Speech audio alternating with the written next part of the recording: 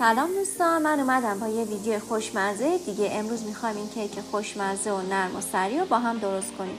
اول از همه 4 تا تخم مرغ رو با یک پیمانه شکر و یه بسته وانیل یا اگه وانیل بسته ندارین یه قاشق چایخوری وانیل شکری بهش اضافه میکنیم و به مدت 7 دقیقه اونها رو با همانقدر هم میزنیم که حجمش 2 برابر و سفید و کشدار بشه.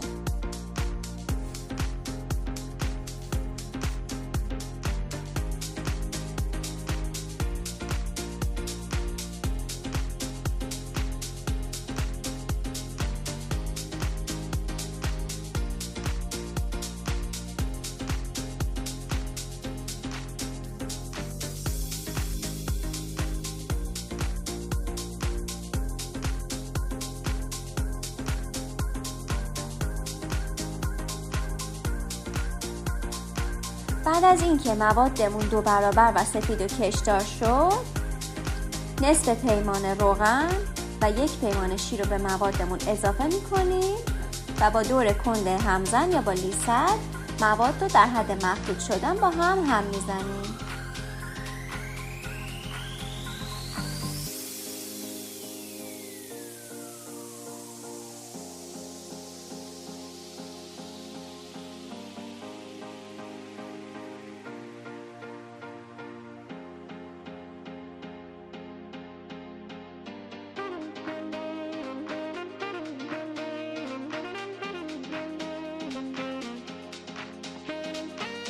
بعد از اینکه موادمون با هم مخلوط شد، 2 پیمانه آردو که 1 بار الک کردیم با 1 قاشق چایخوری بیکینگ پودر دوباره روی موادمون 3 سری الک میکنیم و با بالون یا با ویسک هم میزنیم.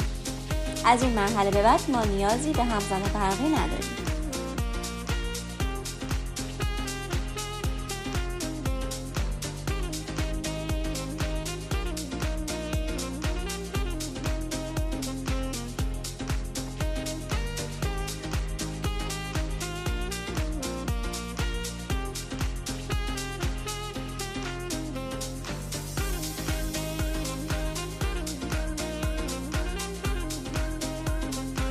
وقتی که موادمون رو با هم مخلوط کردیم، توی قالبی که با روغن جامد چرب کردیم و آرد پاشی کردیم موادمون رو میریزیم و توی فر از قبل گرم شده با دمای 180 درجه میذاریم به مدت 40 دقیقه بپزه.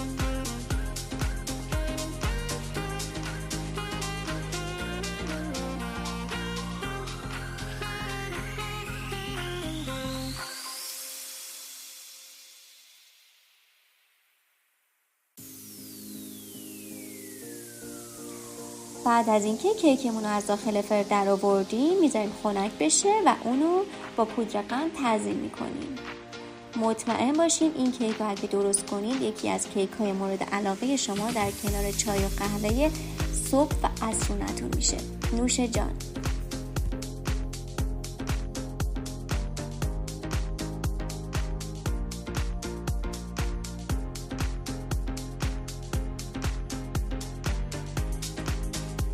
اگه از این ویدیو خوشتون اومد و لذت بردین لایک و سابسکرایب یادتون نره.